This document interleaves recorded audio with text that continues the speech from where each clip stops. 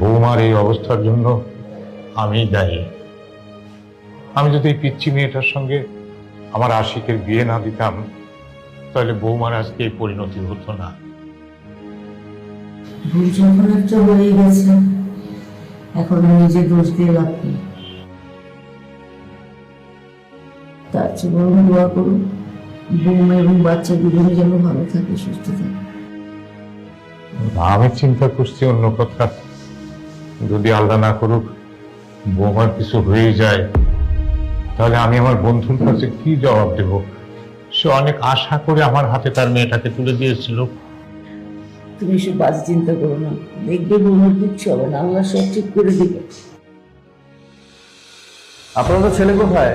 তাকে আমি সেই কখন থেকে বলেছি ব্লাড ম্যানেজ করতে, ওনার কোনো খোঁজই নেই।